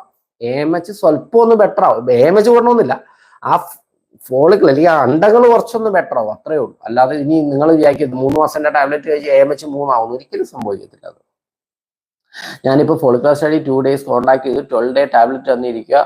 അപ്പോൾ ബെഡ് റെസ്റ്റ് എടുക്കേണ്ട ആവശ്യമൊന്നുമില്ല. ബെഡ് റെസ്റ്റ് എടുക്കേണ്ട ആവശ്യം. പിന്നെ ഡോണർ IUI കുറിച്ച്, ഡോണർ IUI ചിലവർക്ക് അതൊരു, ഞാൻ ജസ്റ്റ് ഒന്ന് പറയാം. ചിലവർക്ക് ബീജം ഒട്ടും കാണത്തില്ല, അസൂസ്പെർമിയ എന്ന് പറഞ്ഞൊരു അവസ്ഥ വരും. അസൂസ്പെർമിയ പലതരമുണ്ട്. അതിനെ ഒന്ന് നമ്മൾ നോക്കി എന്തുകൊണ്ട് ബീജം തീരെയില്ല, അതിനെ തന്നെ മറികടക്കാൻ ടെസ്സ, മൈക്രോ ടെസ്സ തുടങ്ങിയുള്ള കാര്യങ്ങളുണ്ട്. ഇത് ചെയ്തിട്ട് എവിടെയെങ്കിലും ബീജം ഉണ്ടോ എന്ന് പരിധിയൊക്കെ നോക്കും. ചിലവേറിയ ചികിത്സാ രീതികളാണ്. അതും എല്ലാം IUI വേദന ഉണ്ടാകത്തില്ലെന്ന് മാളവിക ഞാൻ പറഞ്ഞ് ഇതിൻ്റെ അകത്ത് കുറെ നേരം പറഞ്ഞു IUI വേദന ഉണ്ടാകത്തില്ല. അതിനെക്കുറിച്ച് പറഞ്ഞിട്ടുണ്ട്. ഈ വീഡിയോ നീ ആദ്യം തൊട്ട് കേൾക്കുമ്പോൾ മനസ്സിലാവും. അപ്പം എന്താണ് ഞാൻ പറഞ്ഞത്? അപ്പം എല്ലാ രീതിയിലും സ്വന്തം ആ ബീജം കിട്ടാത്ത ഒരവസ്ഥ. അല്ലാതെ തന്നെ എൻ്റെ അടുത്ത് വന്ന പേഷ്യൻസ് ഉണ്ട് എന്ന് പറഞ്ഞാൽ അവർക്ക് IVF ചെയ്താൽ ചിലപ്പം കിട്ടുമായിരിക്കും, അസൂസ്പെർമിയാണ്, ചിലപ്പം ടെസ്സയൊക്കെ ചെയ്ത് IVF, പക്ഷെ അവർക്ക് ഒരു രീതിയിലും IVF കുറിച്ച് ചിന്തിക്കാനേ പറ്റത്തില്ല. പ്രായം 36 37 വയസ്സായി. ആ ഒരു എമൗണ്ട് അവർക്ക് ഒരു രീതിയിലും താങ്ങാൻ പറ്റത്തില്ല. അപ്പൊ ഇനി അഡോപ്ഷൻ അല്ലെങ്കിൽ അങ്ങനെ ഒരു വഴി വരുമ്പോഴാണ് ഞാൻ സാധാരണ ഡോണർ അഡ്വൈസ് ചെയ്യുന്നത്. ഡോണർ ബീജം, വേറൊരു വ്യക്തിയുടെ ബീജം എടുത്ത് IUI വഴി നമ്മൾ ഗർഭപാത്രത്തോട്ട് നിക്ഷേപിക്കുന്നു. ഒരു കുട്ടി ഇല്ലാതെ വിഷമിച്ചിരിക്കുന്ന ഒരാൾക്കോ, അല്ലെങ്കിൽ വേറെ മാർഗങ്ങളില്ലാത്ത ആൾക്ക്, ടെസ്സയൊക്കെ നെഗറ്റീവായ ഒരാൾക്ക്, അങ്ങനെ ഒരാൾക്ക് എന്തുകൊണ്ട് ഡോണർ ചെയ്തുകൂടെന്നാണ് ഞാൻ എപ്പോഴും വിചാരിക്കുന്നത്. ഒരു ജീവിതം തന്നെ രക്ഷപ്പെടുത്തുന്ന ഒരവസ്ഥയില്ലേ. അതുകൊണ്ട് ഞാൻ ഡോണർ ഒരിക്കലും മോശമാണെന്ന് പറയത്തില്ല. അതിന് പറ്റിയ കാൻഡിഡേറ്റ് ആണെങ്കിൽ ഡോണർ തന്നെ വളരെ നല്ല ഒരു ഓപ്ഷനാണ്. അതായത് വേറൊരു ബീജം എടുത്ത് ഇവിടെ കൊണ്ടുവയ്ക്കുന്ന ഗർഭിണിയാവുന്ന ഒരൊക്കെ. പിന്നെ ചിലവർ സംശയം പറയും, ഈ IUI ചെയ്യുമ്പോൾ സ്ഥിരം അത് പറഞ്ഞില്ലെങ്കിൽ ഭയങ്കര പൊട്ടത്തിലായി പോയത്. ഇപ്പൊ മെസ്സേജ് അയക്കല്ലേ, AMH 0.75 നോർമൽ അല്ല, വളരെ കുറവാണ് ഡോക്ടർ, എനിക്ക് പീരീഡ് 2 ഡേയ്സ് ബ്ലീഡിങ് ഇല്ലായിരുന്നു, 3 ഡേയ്സ് ബ്ലീഡിങ് ആയി. അത് കുഴപ്പമില്ല, അതൊക്കെ ചെറിയ ഹോർമോണിന്റെ വെച്ച്. IUI ചെയ്തിട്ട് പിന്നീട് IUI ചെയ്യുന്നതിന് 2 ദിവസം മുന്നേ കോൺടാക്ട് ചെയ്യുന്നത് നല്ലതാണ്. IUI ചെയ്യുന്നതിന് 2 ദിവസം മുന്നേ കോൺടാക്ട് ചെയ്യുന്നത് നല്ലതാണ്. ഇന്നായിരുന്നെങ്കിൽ മെനഞ്ഞാന്ന് കോൺടാക്ട് ചെയ്യുന്നത് നല്ലതാണ്. ചെയ്തിട്ട് തൊട്ടടുത്ത ദിവസം കോൺടാക്ട് ചെയ്യുന്നതും നല്ലതാണ്. അന്ന് തന്നെ കോൺടാക്ട് ചെയ്യേണ്ട ആവശ്യമില്ല, അത് ഭയങ്കര ടയേർഡായിരിക്കും. AMH പീരീഡ്സുമായിട്ട് വ്യത്യാസമില്ല. എപ്പം വേണമെങ്കിലും AMH ടെസ്റ്റ് ചെയ്ത് നോക്കാം. നമ്മൾ IUI കുറിച്ച് ഇപ്പൊ ഡോണറിനെ കുറിച്ച് സ്ഥിരം പറയുന്ന ഒരു സാർ പ്രൊജസ്ട്രോൺ കഴിച്ചു കഴിഞ്ഞു, ടെസ്റ്റ് നോക്കുമ്പോൾ ഫെയിൻ ലൈൻ കാണിക്കുന്നതിന് പിന്നെ പീരീഡ് ആകും, എന്തുകൊണ്ടാണെങ്കിൽ അത് നോക്കണോടെ. ആ സമയം ഫെയിൻ ലൈൻ ആവുന്നതിന് മുന്നേ β-HCG ചെയ്തോളാം. ചിലപ്പോൾ കാർഡ് ടെസ്റ്റ് ആയിരിക്കും, തെറ്റായിരിക്കും. അപ്പൊ β-HCG എത്ര ഉണ്ടെന്ന് നോക്കുക, അതിലും അറിയാൻ പറ്റും അത് ബയോകെമിക്കൽ പ്രഗ്നൻസി ആണോ അല്ലയോ എന്നുള്ളത്. പിന്നെ ഹായ് സംഗീത, നമ്മുടെ ചാലക്കുടിയിലുള്ള സംഗീതയാണോ? എനിക്ക് മനസ്സിലായി, കുറെ സംഗീതകളുണ്ട്. ശരി, എന്തോ പറയാൻ വന്ന സ്ഥിരം ചോദിക്കുന്ന ഒരു സംശയം ഞാൻ പറയട്ടെ. ഡോക്ടറെ അവർക്ക് പേടിയാണ്, അല്ലെങ്കിൽ ഹസ്ബൻഡിനായിരിക്കും പേടി, അല്ലെങ്കിൽ വീട്ടുകാർക്കായിരിക്കും പേടി, ഹസ്ബൻഡിന്റെ ബീജം തന്നെയാണോ കുത്തിവെക്കുന്നത്? ഇങ്ങനെയൊക്കെ പറയുമ്പോഴത്തേക്ക് വേറൊരാളുടെ ബീജം ആയിക്കൂടെയകത്തോട്ട് കുത്തിവെക്കുന്നത്, ഈ ഒരു സംശയം ഉള്ളിന്റെ ഉള്ളിലെങ്കിലും ഉള്ളവരാണ് മിക്കവരും. കാരണം IUI ആണ്. എങ്ങനെ എൻ്റെ കുട്ടികളെ ഞാൻ 100% ഉറപ്പ് തരുന്നു, അങ്ങനെ ഒരു പരിപാടി ഇപ്പോൾ നടക്കത്തില്ല. എത്ര വർഷമായിട്ട് നടക്കുന്നത് ഞാൻ പ്രാക്ടീസ് ചെയ്യുന്നത് തൊട്ട് ഞാൻ കണ്ടിട്ടില്ല. കഴിഞ്ഞ ഇത്രയും വർഷങ്ങളായിട്ട് ഞാൻ കണ്ടിട്ടില്ല വേറൊരാളുടെ ബീജം ഒരു കാരണവശാലും ഗർഭപാത്രത്തിലോട്ട് നിക്ഷേപിക്കുന്നില്ല. കാരണം അതിന്റെ വളരെ നിസ്സാരമാണ് അതിന്റെ കാരണം. അങ്ങനെ ചെയ്തു കഴിഞ്ഞാൽ ആ കുട്ടിയുടെ അച്ഛൻ എല്ലാവർക്കും ഉണ്ട് ഡോക്ടറെ ഈ ഡൗട്ട്. കണ്ടോ, എൻ്റെ ഹസ്ബൻഡ് തന്നെ എന്നോട് പറഞ്ഞിട്ടുണ്ട്. കാരണം ആ ബീജത്തിന് കുഞ്ഞായെന്ന് ചോദിച്ചു, ആ കുഞ്ഞിന്റെ അച്ഛൻ ആരാന്നറിയാൻ ഇപ്പൊ ഒരു 3000-4000 രൂപയുള്ളൂ കാരിയോടൈപ്പ്. 4000 രൂപ ചെയ്താൽ നിങ്ങൾക്ക് അറിയാൻ പറ്റും ആ കുഞ്ഞിന്റെ അച്ഛൻ ആരാണെന്നുള്ളത്. നിങ്ങൾക്കൊരു സംശയം തോന്നി, നിങ്ങൾ പോയി കാരിയോടൈപ്പിങ് ചെയ്ത് ആ കുഞ്ഞ് ഈ എൻ്റെ ഭർത്താവിൻ്റെ അല്ലാന്ന് പറഞ്ഞാൽ നിങ്ങൾ ആ ആശുപത്രിയെ നിങ്ങൾ വെറുതെ വിടൂ? നിങ്ങളൊരു 5 കോടി രൂപയെങ്കിലും നിങ്ങൾ ഇത് ചോദിക്കത്തില്ലേ? ഫൈൻ ചോദിക്കത്തില്ലേ? കേസിന് പോകത്തില്ലേ? പ്രശ്നമാകത്തില്ലേ? അപ്പം നിങ്ങളെ സഹായിച്ചെന്ന് പറഞ്ഞ് ഈ 3000 രൂപ അല്ലെങ്കിൽ 4000 രൂപ കിട്ടാൻ വേണ്ടി നിങ്ങളെ സഹായിച്ചെന്ന് പറഞ്ഞൊരു ഹോസ്പിറ്റലിന് ഇത്രയും വലിയ റിസ്ക് എടുക്കേണ്ട ആവശ്യം എന്താണ്? അപ്പം അങ്ങനെ ഒരു ചിന്തയെ വേണ്ട, അങ്ങനെ ഒരു സഹായം ഒരു ഹോസ്പിറ്റലും നിങ്ങൾക്ക് വേണ്ടി ചെയ്തു തരത്തില്ല. കേരളത്തിലെ ഒരു ഹോസ്പിറ്റലും. പുറത്ത് ഞാൻ ഇപ്പം അപ്പോളൊക്കെ ചോദിച്ചിട്ടുണ്ട്, ഇനി ഏതെങ്കിലും ഗുദാം ഏരിയയിൽ അങ്ങനെയൊക്കെ ചെയ്യുന്നുണ്ടോ ഇല്ലയോ എന്ന് അറിഞ്ഞിട്ടാ. കേരളത്തിലെ ഒരു ഹോസ്പിറ്റലും അങ്ങനെ ചെയ്യത്തില്ല. 100% ഉറപ്പാണ്. വേറൊരു വ്യക്തി അത്രയും റിസ്ക് എടുക്കത്തില്ല. നിങ്ങളെ സഹായിച്ചിട്ട് എന്ത് നേട്ടമാണ് ഉള്ളത്? നിങ്ങളെ സഹായിച്ച് വേറൊരാളുടെ ബീജം കുത്തിവെച്ച് കുട്ടിയാക്കിയിട്ട് എന്ത് നേട്ടമാണ് അവർക്ക്? ഒരു നേട്ടവും ഇല്ല. 5000 രൂപയ്ക്ക് വേണ്ടി 5 കോടി രൂപയുടെ റിസ്ക് എടുക്കേണ്ട ആവശ്യമുണ്ടോ? ഇപ്പം വേറൊരാളുടെ ബീജം കിട്ടണമെങ്കിൽ തന്നെ എന്തൊക്കെ പ്രൊസീജിയറാണ് ഇപ്പൊ ഡോണർ IUI ചെയ്യുന്നവർക്കറിയാം. വക്കീലിന്റെ നോട്ടിഫിക്കേഷൻ വേണം, റോട്ടറി എന്തൊക്കെയോ സൈൻ ചെയ്യണം. അങ്ങനെ വളരെ ലീഗലായിട്ട് തന്നെ വളരെ ബുദ്ധിമുട്ടിയാണ് ഒരു ഡോണർ ബീജത്തെ കിട്ടുന്നത്. അപ്പോഴാണ് ചുമ്മാ പോയി ഡോണർ ബീജം കുത്തിവെക്കുന്ന ഒരു പരിപാടി. അപ്പൊ അങ്ങനെ ഒരു ഡൗട്ട് ദയവ് ചെയ്ത് നിങ്ങളുടെ തലമണ്ടയിൽ നിർത്തി കളയുക. ഒരു മനുഷ്യനും അങ്ങനെ ചെയ്യത്തില്ല ഡോക്ടറെ. പക്ഷെ ലൈഫ് ലൈനിൽ അങ്ങനെയൊക്കെ ആണെന്ന് എല്ലാവരും പറയുന്നുണ്ട്. അതൊക്കെ ശരിയല്ലടേ. ഞാൻ ഒരു ഹോസ്പിറ്റലിന്റെ പേര് പറഞ്ഞുകൊണ്ട് ഞാൻ പറയും, അങ്ങനെ ഒരു ഹോസ്പിറ്റലും ചെയ്യത്തില്ല. ലൈഫ് ലൈൻ എന്നല്ല, ഒരു ഹോസ്പിറ്റലും അങ്ങനെ റിസ്ക് എടുക്കത്തില്ല. അത് ഭയങ്കര റിസ്ക് അല്ലേ? നീ തന്നെ ആലോചിച്ചോ. നിനക്ക് അങ്ങനെ സംശയം ഉണ്ടെങ്കിൽ നീ ഉറപ്പായിട്ട് ഈ 4000 രൂപ എടുത്ത് ടെസ്റ്റ് ഒന്നും ചെയ്ത് നോക്കത്തില്ല? എന്റെ ഭർത്താവോ അച്ഛനോ അറിയാൻ നോക്കത്തില്ലേ? ഗവൺമെന്റ് ഹോസ്പിറ്റൽ ചെയ്യും മുന്നേ ഹസ്ബൻഡ് നെയിം ചോദിച്ച് കൺഫേം ചെയ്തിട്ടേ ചെയ്സോ, പേടിക്കണ്ട. പ്രൈവറ്റ് ഹോസ്പിറ്റലും അങ്ങനെ, 2 ഹോസ്പിറ്റലും അങ്ങനെയാ. എവിടെയും അങ്ങനെ ചെയ്യത്തില്ല. IUI ചെയ്ത് എത്ര ദിവസം ആകുമ്പോൾ ടെസ്റ്റ് ചെയ്യണം? ഒരു 14 ദിവസം കഴിയുമ്പോഴത്തേക്ക് നമുക്ക് ടെസ്റ്റ് ചെയ്ത് നോക്കാം. ചാലക്കുടിയിലെ സംഗീത എൻ്റെ ഒരു പേഷ്യന്റ് ആണ്, ഫാനും ആണെന്ന് തോന്നുന്നു കേട്ടോ. പുള്ളിക്കാരത്തി കൊല്ലത്ത് നിന്ന് ഡെലിവറിക്ക് ഒന്ന് ആലോചിച്ചോണം ഇവിടെ ചാലക്കുടിയിൽ വന്നേക്കുന്നു പ്രസവിക്കാൻ. ഞാനൊന്നും പറയുന്നില്ല അതിന്. എന്നിട്ട് മറ്റന്നാ ഡേറ്റ് വെച്ചേക്കുക. എന്തായാലും സംഗീത നിങ്ങളെ സമ്മതിച്ച്, ഞാൻ നിങ്ങളുടെ ഫാനായിപ്പോയി. ഒരു കുറ്റമല്ലല്ലോ, അറിവില്ലായ്മ ഒരു കുറ്റമല്ലല്ലോ സാർ. അതാണ്, ആ അറിവില്ലായ്മ മാറ്റാനാണ് ഈ ക്ലാസ് വെച്ച് ഞാൻ ഉദ്ദേശിക്കുന്നത് തന്നെ. ആ ഒരു അറിവില്ലായ്മ മാറ്റണം. വേറൊരാളുടെ വ്യക്തി വെച്ച് IUI ചെയ്യുന്നുള്ള അറിവില്ലായ്മ പൂർണ്ണമായിട്ടും മാറ്റണം. അതൊരിക്കലും സംഭവിക്കില്ല. വൈഫിനെ വരെ ഡൗട്ട് അടിക്കും. പിന്നെ ചിലവർ ചോദിക്കുന്ന ഒരു ചോദ്യമാണ്, ഡോക്ടറെ ഇപ്പം വേറൊരാളുടെ ബീജം വെച്ച് നമുക്ക് IUI ചെയ്യാം, അതേപോലെ എനിക്ക് മുട്ടയില്ല, അപ്പം വേറൊരു സ്ത്രീയുടെ മുട്ട വെച്ചിട്ട് നമുക്ക് IUI ചെയ്യാൻ പറ്റൂ? വൈഫിന് അയ്യോ അതാണ് ഉദ്ദേശിച്ചത്. എനിക്ക് ആദ്യം മനസ്സിലായില്ല കേട്ടോ, ഇപ്പഴാ കത്തിയത്. മറ്റേ ആൾ ചിരിച്ചു കണ്ടപ്പോഴാ കത്തിയത്. വൈഫിന് വരെ ഡൗട്ട് അടിക്കും. അത് ശരിയാ. പിന്നെ എനിക്ക് ഡോക്ടറെ നെടുങ്കോല ഹോസ്പിറ്റലിൽ വർക്ക് ചെയ്യുമ്പോഴേ അറിയാം. ഹായ് ജയ. പിന്നെ ഇത് പറ, IVF പറ്റും. അതാണ് സന്ധ്യ, അതാണ് IVF പറ്റും. വേറൊരാളുടെ മുട്ട വെച്ച് ഒരിക്കലും ഒരു എഗ്ഗ് വെച്ചിട്ട്, വേറൊരു സ്ത്രീയുടെ ഒരു എഗ്ഗ് വെച്ചിട്ട് ഒരിക്കലും നമുക്ക് IUI ചെയ്യാൻ പറ്റത്തില്ല. അപ്പം സ്ത്രീക്ക് AMH തീരെ കുറവാണ്, എഗ്ഗ് തീരെ ഇല്ല എന്നൊക്കെ ഉണ്ടെങ്കിൽ IVF തന്നെ പറ്റത്തുള്ളൂ, IUI പറ്റത്തില്ല. ഇന്നും കൂടെ എൻ്റെ അടുത്ത് ഒരാൾ ചോദിച്ചു, ഡോക്ടറെ എന്തെങ്കിലും വഴിയുണ്ടോ വേറൊരു വ്യക്തിയുടെ മുട്ട ഉപയോഗിച്ചിട്ട് എനിക്ക് IUI ചെയ്യാൻ പറ്റും? അവർക്ക് സാമ്പത്തികത്തിന്റെ ബുദ്ധിമുട്ട് കാരണം. ഇല്ല, പറ്റത്തില്ല. IUI ചെയ്ത് കഴിഞ്ഞ് റെസ്റ്റ് എടുക്കണോ ഡോക്ടർ? ഞാൻ ഇതിൻ്റെ അത് കുറേ തവണ പറഞ്ഞു IUI കഴിഞ്ഞ റെസ്റ്റേ വേണ്ട, ആകെ ഞാൻ പറഞ്ഞല്ലോ ചെയ്ത് കഴിഞ്ഞ ഒരു 15-20 മിനിറ്റ് കിടക്കുക, എന്നിട്ട് എഴുന്നേൽക്കുക, പിന്നെ എല്ലാം നോർമൽ രീതിയിൽ. ആ ഒരു 3-4 മിനിറ്റ് കൊണ്ട് തന്നെ ഈ സെമൻ എല്ലാം ചെല്ലേണ്ടടുത്ത് ചെല്ലും. ഓക്കെ, നമുക്ക് ഓൾമോസ്റ്റ് എല്ലാ കാര്യങ്ങളും നമ്മൾ ചർച്ച ചെയ്തെന്ന് തോന്നുന്നില്ല. പക്ഷെ ഇന്നത്തെ ക്ലാസ് എനിക്ക് ഇഷ്ടപ്പെട്ടു കേട്ടോ. ആദ്യം കുറച്ച് സൗണ്ടൊക്കെ ചെയ്തെങ്കിലും ഭയങ്കര ഇതാണ് ഞാൻ ഉദ്ദേശിക്കുന്നത്. ശരിക്കും നമ്മൾ തമ്മിലൊരു സംസാരം വരണം. അതാണല്ലോ ഈ ലൈവ് കൊണ്ട് ഉദ്ദേശിക്കുന്നത്. സാറേ വേറെ ഹോസ്പിറ്റലിൽ ചെയ്ത 3 IUI ഫെയിൽ ആയിരുന്നു, ഭയങ്കര പെയിനും ആയിരുന്നു. 4th IUI സാർ ഇന്നലെ ചെയ്തു, ഫസ്റ്റ് ടൈം ആണ് പെയിൻലെസ് IUI എക്സ്പീരിയൻസ് ചെയ്യുന്നത്. റിസൾട്ട് കിട്ടിയില്ലെങ്കിൽ ഇനി എന്ന് പറയാതെ റിസൾട്ട് കിട്ടുമെന്ന് പ്രതീക്ഷിക്കാം. സംഗീത ഉണ്ടോ? സംഗീതയ്ക്ക് വളരെ എളുപ്പമായി. ഇന്നലെ ഞാൻ ചെയ്ത IUI പുള്ളിക്കകത്ത് തന്നെ പറഞ്ഞല്ലേ, പുള്ളിയെ ആദ്യത്തെ 3 പാടായിരുന്നു. ചിലപ്പോൾ എനിക്ക് ഇന്നലെ പിടിക്കേണ്ടി വന്നില്ല, എളുപ്പത്തിൽ തന്നെ ചെയ്യാൻ പറ്റി. അതുകൊണ്ടാണ്.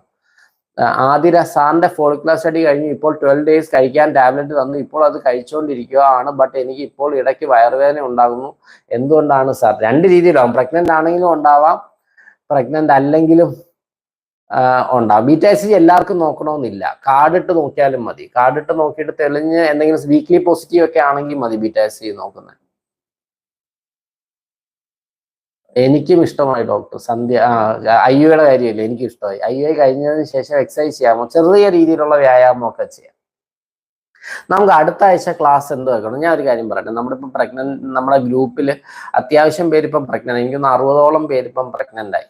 അപ്പൊ നമുക്ക് ഇനി പ്രഗ്നന്റ് ആവാൻ പോകുന്നവർക്കും ഉപയോഗപ്പെട്ടിട്ടെ, ഇപ്പൊ പ്രഗ്നന്റ് ആയവർക്കും ബൾക്കി യൂട്രസിൽ IUI സക്സസ് ഒക്കെ ആവും. ബൾക്കി എന്ന് പറഞ്ഞിട്ടുണ്ടോ, ഇച്ചിരി വലിപ്പം ഉണ്ടെന്നേ ഉള്ളൂ, അതൊന്നും വലിയ വിഷയമുള്ള കാര്യമല്ല. പക്ഷെ വലിയൊരു മുഴ ഗർഭത്തിനകത്തൊക്കെ ഉണ്ടെങ്കിൽ IUI ചെയ്തിട്ടല്ല കാര്യം. ബൾക്കി യൂട്രസ് ഒരു കുഴപ്പമില്ല. ഞാൻ ഫോളിക്കുലർ സ്റ്റഡി കഴിഞ്ഞു, 12 ദിവസം വിളിച്ചു കഴിഞ്ഞുകൊണ്ടിരിക്കുന്നു. എല്ലാം നല്ലതായിട്ടിരിക്കട്ടെ. ഉല്ലാസ് TV ഉല്ലാസ്. അതെ, ക്ലാസ് സൂപ്പർ, അടിപൊളി Shibina. Doctor sperm motility morphology count increase ആകാൻ എന്തെങ്കിലും ടിപ്സ് ഉണ്ടോ മെഡിസിൻ കൂടാതെ? ഞാൻ എപ്പോഴും പറഞ്ഞത് ഡ്രൈ ഫ്രൂട്ട്സ് ധാരാളം കഴിക്കുക. സ്പേം നന്നാവാനുള്ള ഡ്രൈ ഫ്രൂട്ട്സ് നല്ലപോലെ കഴിക്കുക. ചൂട് ഒഴിവാക്കുക. അണ്ടർഗാംസ് ഒക്കെ രാത്രി വീട്ടിൽ നിൽക്കുമ്പോൾ ഒഴിവാക്കുക. എപ്പോഴും ഒരു തണുത്ത എൻവയൺമെന്റ്. ഡ്രൈവിംഗ് ഒക്കെയാണ് പ്രൊഫഷൻ, ചൂടത്ത് നിൽക്കുന്നതാണെങ്കിൽ അതൊക്കെ ഒന്ന് കുറയ്ക്കാനുള്ള കാര്യങ്ങൾ ചെയ്യുക. വണ്ണം ഉണ്ടെങ്കിൽ വണ്ണം കുറയ്ക്കുക. പച്ചക്കറികൾ ധാരാളം കഴിക്കുക. കടല പയറൊക്കെ മുളപ്പിച്ചത് കഴിക്കാം. ഇതൊക്കെ നല്ലതാകാം, മോട്ടിലിറ്റി കൂടാൻ നല്ലതാണ്. അല്ലെങ്കിൽ തന്നെ കോണ്ടാക്ട് ചെയ്ത് കഴിഞ്ഞാൽ 1 hour എങ്കിലും കിടക്കാൻ എന്ന് പറഞ്ഞ് ബഹളം. അപ്പോൾ IUI കഴിഞ്ഞ് റെസ്റ്റ് വേണ്ടായോ? എന്തിനാണേ 1 hour കിടക്കണ്ട? നിങ്ങൾ ഒരു 10 മിനിറ്റ് കിടന്നാൽ മതി, എന്നിട്ട് എഴുന്നേറ്റോ, കുഴപ്പമില്ല. AMS ടാബ്ലറ്റ് സൈഡ് എഫക്റ്റ് ഉണ്ടോ? ഒരു സൈഡ് എഫക്റ്റും ഇല്ല. അത് ഇതാണ് ORS വൈറ്റമിൻ ആണ്. നോർമൽ അത് പറയാൻ പറ്റത്തില്ല. ഫൈബ്രോയിഡിന്റെ സൈസും പൊസിഷനും അറിഞ്ഞാൽ മാത്രമേ നമുക്ക് പറയാൻ പറ്റൂ. ഞങ്ങൾ വെയിറ്റിംഗ് ആണ് ഡോക്ടർ, ക്ലാസ് കേൾക്കാൻ. എനിക്കും ഇഷ്ടപ്പെട്ടു. വാട്സപ്പ് ഗ്രൂപ്പിൽ എങ്ങനെ ആഡ് ആകാൻ പറ്റും? അയ്യോ അങ്ങനെയല്ലടേ, അവരെന്റെ പേഷ്യൻസ് ആണ്. എന്നെ കാണിച്ചുകൊണ്ടിരിക്കുന്ന പേഷ്യൻസിന് വേണ്ടി ഒരു വാട്സപ്പ് ഗ്രൂപ്പ് ഉണ്ടെന്നേ ഉള്ളൂ, അല്ലാതെ വേറെ ഒരു ഗ്രൂപ്പ് ഇല്ല. നമുക്ക് എന്നെ കാണിച്ചുകൊണ്ടിരിക്കുന്ന പേഷ്യൻസിന് നമ്മൾ ഡിസ്കസ് ചെയ്യാനൊക്കെ ഒരു ഗ്രൂപ്പ് ഉണ്ട്. എല്ലാവരും പ്രാർത്ഥിക്കുന്ന രേഷ്മ, എല്ലാം സക്സസ് ആവട്ടെ. എല്ലാവരുടെയും കാര്യത്തിൽ എല്ലാവരും, ഞാൻ എപ്പോഴും പ്രാർത്ഥന തന്നെ. IUI ചെയ്യുമ്പോൾ മോട്ടിലിറ്റി നോക്കേണ്ടതുണ്ടോ? മോട്ടിലിറ്റി നമ്മൾ നോക്കുമല്ലോ, ഡെഫിനറ്റ്ലി. IUI ചെയ്യുമ്പോൾ മോട്ടിലിറ്റി. ഞാൻ ഒരു കാര്യം എന്തോ പറയാം, അടുത്ത ആഴ്ചത്തെ ക്ലാസ്സിലെ ആദ്യത്തെ 3 മാസം, പ്രഗ്നൻസിയിലെ ആദ്യത്തെ 3 മാസം ശ്രദ്ധിക്കേണ്ട കാര്യങ്ങൾ അതൊന്ന് ആലോചിച്ചാലോ. സ്കാനിന്റെ കാര്യം, ഭക്ഷണത്തിന്റെ കാര്യം, പ്രശ്നങ്ങൾ, ബുദ്ധിമുട്ടുകൾ. അപ്പൊ പ്രഗ്നൻസിയിലെ ആദ്യത്തെ 3 മാസം എന്നുള്ള രീതിയിൽ നമുക്കൊരു ക്ലാസ് എടുത്താലോ. PCOD ഉണ്ടെങ്കിലും IUI ചെയ്യാം. അതിനെന്താ, PCODക്കാർക്ക് ഓവുലേഷൻ നടക്കത്തില്ല. നമ്മൾ ഓവുലേഷൻ നടക്കാനുള്ള കാര്യങ്ങൾ ഓവുലേഷൻ നടത്തിയിട്ട് നമ്മൾ ചിലപ്പോൾ IUI ചെയ്യും, ചിലപ്പോൾ നമുക്ക് അല്ലാതെ നോക്കും. അതൊക്കെ ആ ഒരു ട്രീറ്റ്മെന്റ് പോലെ. അപ്പൊ നമ്മൾ ഈ പറഞ്ഞ പ്രഗ്നൻസിയിലെ ആദ്യത്തെ 3 മാസം കുറെ പേരില്ലേ നമ്മുടെ ഗ്രൂപ്പിൽ? ഇപ്പോൾ പോസിറ്റീവായി എനിക്ക് നമ്മൾ പറഞ്ഞ 60ഓളം പേരില്ലേ? സാർ കോണ്ടാക്ട് കഴിഞ്ഞ് എഴുന്നേൽക്കുമ്പോൾ സെമൻ പുറത്തേക്ക് പോകുന്നു, അത് പ്രോബ്ലം ഇല്ല. സെമൻ പുറത്തോട്ട് തന്നെ പോകും. അതിനെക്കുറിച്ച് ഞാൻ ജസ്റ്റ് ഒന്ന് പറയട്ടെ, അതുകൂടെ പറഞ്ഞിട്ട് നമുക്ക് നിർത്തിയാലോ? ഓക്കെ സാർ, അത് മതി. ഓക്കെ സാർ, ആ ക്ലാസ് മതി. Next Sunday done. അപ്പം പ്രഗ്നൻസിയിലെ ആദ്യത്തെ 3 മാസം ശ്രദ്ധിക്കേണ്ട കാര്യങ്ങൾ ഞാൻ ഇപ്പോൾ ഒരു കാര്യം കൂടെ പറഞ്ഞോട്ടെ. ഇത് പറഞ്ഞാണോന്ന് അറിഞ്ഞൂടാ. സാർ ക്ലിയർ അല്ലേ? അയ്യോ, വീണ്ടും ക്ലിയർ അല്ലാതായോ? ഹോസ്പിറ്റലിൽ ഞാൻ ഡോക്ടറെ കൺസൾട്ട് ചെയ്തായിരുന്നു, IUI ചെയ്യാന്ന് പറഞ്ഞ സമയം ഡോക്ടർ ട്രാൻസ്ഫർ ചെയ്ത്. ഇപ്പോഴും ഓൺലൈൻ കൺസൾട്ടേഷൻ ഉണ്ട്, ഇപ്പോഴും എല്ലാ ദിവസവും ഉണ്ട്. ഡെഫിനറ്റ്ലി ഓൺലൈൻ കൺസൾട്ട്, ആ നമ്പർ പഴയ ബുക്കിംഗ് നമ്പറിൽ തന്നെ വിളിച്ച number, online consultation. Ovary volume കൂടുന്ന PCODയുടെ ലക്ഷണമാണ്. ഓക്കെ, ക്ലിയർ ആണ്. ഞാൻ പിണങ്ങും സാർ, ട്യൂബ് ബ്ലോക്കിനെ കുറിച്ച് പറയണം. IUI ലൈക്ക് കുറെ സൗണ്ട് ക്ലിയർ ആണ്, ബട്ട് വീഡിയോ ക്ലിയർ അല്ല. ഇപ്പോൾ ക്ലിയർ ആണ്. ഓക്കെ, ശരി, ഞാൻ ജസ്റ്റ് ഒന്ന് പറയട്ടെ. ഇത് വജേനയാണെന്ന്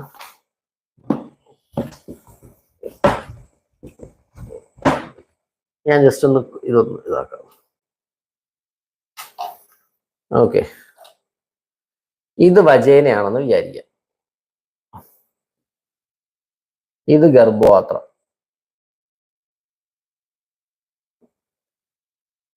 ഓക്കെ, നമ്മളപ്പം ബന്ധപ്പെടും. ഇത് വജേനയാണേ. നമ്മൾ ബന്ധപ്പെടുന്നത് എങ്ങനെയാ?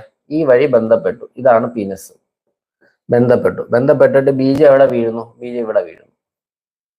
ഒരു 3-4 മില്ലി ഉണ്ടെന്ന് വിചാരിക്കാം. 3-4 മില്ലി വീണു. ഈ 3 മില്ലിയില് ഒരു 2.8 മില്ലിയും ഈ പ്രോസ്റ്റോഗ്ലാൻഡിൻസ്, എൻസൈംസ്, അങ്ങനെ കുറച്ച് കാര്യങ്ങളാണ്. കുറച്ച് വെള്ളം കാണും, ഫ്രക്ടോസ് കാണും. അതായത് ബീജം നിലനിൽക്കാനുള്ള കുറെ കാര്യങ്ങൾ ഇതിൻ്റെ അകത്തുണ്ട്. ഒരു 3 മില്ലിയോളം സാധനത്തിൻ്റെ അകത്ത് ഉണ്ട്. അല്ല, 2.8 മില്ലിയോളം അതാണ്. ഒരു 0.2 ml മാത്രമേ ഉള്ളൂ സെമൻ എന്ന്, സ്പേം എന്ന് പറയുന്നത്. 0.2 ml. അപ്പൊ ബാക്കി ഈ വീഴുന്ന 3 ml 0.2 ml സ്പേമിന് അനങ്ങാൻ കഴിവുണ്ട്. അവരനങ്ങി മുകളിലോട്ട് പോകും. അവർക്ക് അനങ്ങാൻ മോട്ടിലിറ്റിയാണ്. അതുകൊണ്ടുള്ള മോട്ടിലിറ്റി നമ്മൾ നോക്കുന്നത്. മോട്ടൈലായിട്ടുള്ള ബീജം എല്ലാം അനങ്ങി മുകളിലോട്ട് പോകും. ബാക്കി 2.8 മില്ലി വെള്ളമാണ്. വെള്ളത്തിന് മുകളിലോട്ട് പോകാൻ പറ്റുമോ? വെള്ളത്തിന് ഗ്രാവിറ്റിക്ക് അനുസരിച്ചല്ലേ പോകാൻ പറ്റൂ. വെള്ളത്തിന് മുകളിലോട്ട് ഒഴുകാൻ പറ്റുമോടെ? ഇല്ല. വെള്ളത്തിന് എന്ത് പറ്റും? വെള്ളത്തിന് ഗ്രാവിറ്റിക്ക് അനുസരിച്ച് താഴോട്ട് ഒഴുകിപ്പോകും. അതുകൊണ്ട് തന്നെ ആര് ബന്ധപ്പെട്ടാലും ഒരു കുറച്ചു നേരം കഴിയുമ്പോഴത്തേക്ക് കുറെയൊക്കെ അങ്ങ് പുറത്തോട്ട് പോകുന്ന കാണും. അപ്പൊ അത് നോർമൽ അല്ലേ? കാരണം മോട്ടൈലായിട്ടുള്ള ബീജം എല്ലാം അങ്ങ് മുകളിലോട്ട് പോയി. ബാക്കിയുള്ള വെള്ളവും കാര്യങ്ങളൊക്കെയാണ്, അതിന് താഴോട്ട് വന്നേ പറ്റത്തുള്ളൂ. അപ്പം അതെല്ലാം താഴോട്ട് വരും. അപ്പം ചിലവർ പറയും ഡോക്ടറെ ഒട്ടും വന്നില്ല, ബന്ധപ്പെട്ടൊന്നും വന്നില്ല. 2 കാരണങ്ങളായിരിക്കും ഉള്ളത്. ഒന്ന്, ആക്ച്വലി വണ്ണമുള്ള സ്ത്രീ ആയിരിക്കും. അവരുടെ വജേനയിൽ കുറച്ചും കൂടെ സ്പേഷ്യസ് ആയിരിക്കാം. അത് കുറച്ച് അകത്ത് തന്നെ കളക്ട് ചെയ്ത് കിടന്നു, അത് പുറത്തോട്ട് വന്നില്ല. 2, ആ സമയം ബന്ധപ്പെട്ടപ്പം വളരെ കുറച്ച് ബീജം മാത്രമേ പുറത്ത് വന്നുള്ളൂ. അതും ആവാൻ വളരെ കുറച്ച് ബീജം മാത്രമേ അകത്ത് വീണുള്ളൂ. അപ്പൊ അത് പുറത്ത് വരാൻ മാത്രം ഇല്ലായിരുന്നു. ഈ 2 കാരണങ്ങൾ ഉണ്ടായിരുന്നു മിക്കവർക്കും പുറത്തോട്ടും വരാതെ. ബാക്കി എല്ലാവർക്കും, മെജോറിറ്റി 10-9 പേർക്കും ഇപ്പൊ കോണ്ടാക്ട് ചെയ്ത് കഴിയുമ്പോൾ ഇതെല്ലാം പുറത്ത് വരുന്നതെന്ന് തോന്നും. അത് കാര്യമാക്കേണ്ട ആവശ്യമില്ല. ഇതൊക്കെ ഭയങ്കര സംശയമാണ്. ചിലവർ ചോദിക്കും, ചിലവർ ചോദിക്കത്തില്ല. എന്നാലും മിക്കവരുടെ ഉള്ളിലുള്ള ഒരു സംശയമായിരുന്നു. അപ്പൊ അതും കൂടെ ഞാൻ പറയാമെന്ന് വിചാരിച്ചു. അപ്പൊ കോണ്ടാക്ട് കഴിഞ്ഞിട്ട് ഇത് പുറത്തേക്ക് പോകുന്നത് കാണുമ്പോൾ ഞാൻ കരുതി എനിക്ക് ട്യൂബ് ബ്ലോക്ക് ആണെന്ന്. എൻ്റെ തെറ്റായ ഡൗട്ടല്ലേ? ഉറപ്പല്ലേ? തെറ്റായ ഡൗട്ടല്ലേ? ആ ട്യൂബ് ബ്ലോക്കിന്റെ വല്ലതും ആണോ? ട്യൂബ് എവിടെ കിടക്കുന്നു? ട്യൂബ് ഇവിടെ ഇരിക്കുന്ന സാധനം, അങ്ങ് മണ്ടയിലിരിക്കുന്ന ട്യൂബ് ഇവിടെയുള്ള സാധനം അല്ലേ? ഇവിടെയുള്ള ബ്ലോക്ക് അല്ലല്ലോ, ഇവിടത്തെ വജേനയിലെ കാര്യമല്ലേ പറഞ്ഞത്. അപ്പൊ ഒരിക്കലും അതും ഇതുമായിട്ടൊന്നും ഒരു ബന്ധമില്ല. അത് ജസ്റ്റ് ഈ ഒരു ഭാഗത്തെ മാത്രം കാര്യമാണ്. Okay, IUI normal sperm count നോക്കണ്ട. 10 മില്യൺ എങ്കിലും, ഒരു 8 മില്യൺ 7 മില്യൺ വരെ മുകളിലുണ്ടെങ്കിൽ നമുക്ക് IUI ചെയ്യാം. ഒരു മോട്ടിലിറ്റി ഒരു 15-20% ഒക്കെ ഉണ്ടെങ്കിൽ, 30% ഉണ്ടെങ്കിൽ വളരെ നല്ലത്. 20% ഒക്കെ ഉണ്ടെങ്കിലും ചെയ്യാം. നൈറ്റ് കോണ്ടാക്ട് ചെയ്താൽ രാവിലെ വന്നോട്ടെ. കാരണം കുറച്ച് വജേനെ തന്നെ കളക്ട് ആയി കിടന്ന് രാവിലെ എഴുന്നേൽക്കുമ്പോൾ ഇത് കുറച്ചങ്ങ് ബാത്റൂമിൽ പോകാനൊക്കെ ഇരിക്കുമ്പോൾ 2-3 തുള്ളിയായിട്ട് കാണും. ആ വജേനെ കിടക്കുന്നതാണ്. മനസ്സിലായില്ലേ? ഞാൻ കരുതി. ഓക്കെ, ശരി. അപ്പം എല്ലാ സംശയങ്ങളും കഴിഞ്ഞു, നമുക്ക് നിർത്താമല്ലോ. അത്യാവശ്യം കാര്യങ്ങളെല്ലാം നമ്മൾ സംസാരിച്ചു. നമുക്ക് അടുത്ത ആഴ്ച ടോപ്പിക്ക് പ്രഗ്നൻസിയിലെ ആദ്യത്തെ ഛർദില്, തലവേദന, നടുവേദന എല്ലാം നമുക്ക് പറയാം. മിനിമം എത്ര നേരം കിടക്കണം? 10 മിനിറ്റ് കിടന്നു. 10 മുതൽ 15 മിനിറ്റ് ധാരാളം. Tube block, Malavika tube block ഉണ്ട്. ട്യൂബ് ബ്ലോക്ക് അടുത്ത തവണ ട്യൂബ് ടെസ്റ്റ് വെക്കാം. ട്യൂബ് ബ്ലോക്ക് പ്രത്യേകിച്ച് ഒന്നും പറയാൻ പറ്റത്തില്ല, അതുകൊണ്ടാണ് പിന്നെ പറഞ്ഞത്. ഈ ഫാനിനെയൊക്കെ മറന്നില്ല. ഇല്ല, പൂജയെ മറക്കുന്നില്ല. ഡോക്ടറെ കാണാൻ വേണ്ടി മാത്രം എല്ലാ സൺഡേയും കാത്തിരിക്കുന്ന ഞാൻ ശശി. ഞാൻ പ്രസവിക്കും മുമ്പ് ഒരു പ്രഗ്നൻസി വീഡിയോ ചെയ്യുമോ? അടുത്ത ആഴ്ച പ്രഗ്നൻസി വീഡിയോ. പക്ഷെ ഇയാളുടെ സമയം കഴിഞ്ഞു. പൂജയും എൻ്റെ ഒരു ഫാനാണ്. പൂജയ്ക്ക് ഞാൻ ഡെലിവറി എടുക്കണമെന്ന് ഭയങ്കര ആഗ്രഹമായിരുന്നു. പൂജയ്ക്ക് ചാലക്കുടി വരെ വരാൻ പറ്റില്ല. ഞാൻ പറഞ്ഞിട്ടുണ്ട് മാക്സിമം അവിടെ വരാമെന്ന്. പക്ഷെ നടക്കൂല്ലോ എന്ന് എനിക്ക് അറിഞ്ഞൂടാ. കൊണ്ടുപോയി വരാമെന്ന് ഞാൻ പറഞ്ഞിട്ടുണ്ട്. എന്തായാലും പൂജ, ഹാപ്പി ടു സീ യു. താങ്കളുടെ ഡെലിവറി എടുക്കാൻ എനിക്ക് പറ്റട്ടെ. ശരി, പറഞ്ഞേ പറ്റും. മാളവിക്ക് എന്തായാലും ഞാൻ ട്യൂബ് ക്ലാസ് ഏറ്റടേ. അച്ചു നല്ല ക്ലാസ്. ഓക്കെ, താങ്ക് യു എല്ലാവർക്കും. ഇന്ന് എനിക്ക് ഭയങ്കര സന്തോഷമുള്ള ദിവസമായിരുന്നു. ഇന്ന് 3 or 4 പേര് ഇന്ന് പോസിറ്റീവായി. ഗ്രൂപ്പിൽ ഒരാളെ ഇട്ടോളൂ, പക്ഷെ ബാക്കിയുള്ളവർ വഴിയെ ഇടുമായിരുന്നു പ്രതീക്ഷിക്കാം. ഭയങ്കര സന്തോഷം. ഇന്ന് ഞാൻ രാവിലെ ഈ എഴുന്നേൽക്കുമ്പോൾ തന്നെ ജീനയോ ഗ്രൂപ്പിൽ ആരെങ്കിലും എന്നെ വിളിച്ചിട്ട് പോസിറ്റീവായ എന്ന് പറഞ്ഞ് പറയാൻ വേണ്ടി കാത്തിരിക്കുക ഞാൻ. ബീറ്റാസി ഫസ്റ്റ് നോക്കിയപ്പോൾ ഹൈ ആയിരുന്നു, പിന്നെ കുറഞ്ഞു വന്നു. അതെന്താണ്? കാരണം നല്ല പ്രഗ്നൻസി അല്ലാത്തതുകൊണ്ടല്ലേ ഇടയിൽ കുറഞ്ഞു വന്നത്. അത് കുഴപ്പമില്ല, അടുത്ത തവണ ശരിയാവും. നാളെ കാണാൻ പറ്റുന്ന എങ്ങനെയാ? ഞാൻ ഇവിടെ ഇല്ലേ, കൊടുങ്ങല്ലൂരല്ലേ. പിന്നെ താഴ്ച കൊണ്ട് പ്രഗ്നന്റ് ആകാൻ പാടുണ്ടോ? അങ്ങനെ വലിയ പ്രശ്നമൊന്നുമില്ല. 14% മോഡിലിറ്റി. കുഞ്ഞൂസ് എന്നെ ഒന്ന് കൺസൾട്ട് ചെയ്യണം. എന്നെ കൺസൾട്ട് ചെയ്തില്ലേ കൊല്ലത്തോട്ട് ഞാൻ ഇവിടെ ഇനി 1 വർഷം 9 മാസം ഇവിടെ ആയിരിക്കും, ഇവിടെ കൊടുങ്ങല്ലൂർ ക്രാഫ്റ്റില്. പ്രഗ്നൻസി ക്ലാസ് ലൈവ് വേണ്ട സാർ, റെക്കോ ക്ലാസ് ചെയ്താൽ മതി. ലൈവ് ഞങ്ങൾക്ക് വേണ്ടി ചെയ്യും സാർ. ഭയങ്കര ഹാപ്പി പോലെ തോന്നിയത്. അതുകൊണ്ടാ ഇന്ന് ഭയങ്കര സന്തോഷമായിരുന്നു. എന്ന് പറഞ്ഞാൽ 3 അടുപ്പിച്ച് പോസിറ്റീവ് ആവുമായിരുന്നു. 4 പേര് പോസിറ്റീവ് ആവുന്നതിൽ ഭയങ്കര സന്തോഷമായിരുന്നു. അത് ഒരാൾ 10 years എന്ന ഗ്രൂപ്പിൽ കണ്ടില്ലേ, 10 വർഷത്തെ ഒരാൾ പോസിറ്റീവായി. ഭയങ്കര സന്തോഷമായി. 10 വർഷം എത്രയോ, അതും ചാലക്കുടി, അതും നമ്മുടെ വേറൊരു ഡിസ്ട്രിക്റ്റിൽ നിന്ന് ഒരാൾ പോസിറ്റീവ് ആകുമ്പോൾ നമുക്ക് ഭയങ്കര സന്തോഷം തോന്നുമല്ലോ. കൊല്ലം വിട്ടിട്ട് ഇപ്പൊ വേറെ കുറെ ഡിസ്ട്രിക്റ്റിൽ നിന്ന് പേഷ്യൻസ് ഉണ്ട്. അപ്പം ചാലക്കുടിയിൽ നിന്ന് ഒരു പേഷ്യന്റ്, ചാലക്കുടി എന്തോ ആകുന്നുണ്ട്. ശരി, നല്ല ക്ലാസ് ആയിരുന്നു. കുറച്ച് ബഹളം ആദ്യം മിസ്സായി. ഇനി വീഡിയോ ഷെയർ ചെയ്യുമ്പോൾ കാണാം. Thank you sir. ഓക്കേടാ, ട്യൂബ് ടെസ്റ്റ് പെയിൻ ഉണ്ട്, കണ്ടു. ഓക്കെ, ബൈ, ഗുഡ് നൈറ്റ് എല്ലാവർക്കും. Thank you. അപ്പൊ അടുത്ത വീക്ക് കാണാം. നമുക്ക് ഇതിനി ഇപ്പൊ ആൾക്കാർ കൂടുന്നുണ്ട്. നമുക്ക് 1 വർഷം ആകുമ്പോഴത്തേക്ക് ഒരു 10,000 പേരെ കാണണം കേട്ടോ. 10,000 പേരുടെ ഇന്ററാക്ഷൻ ആയിരിക്കും നടക്കുന്നത്. ബൈ.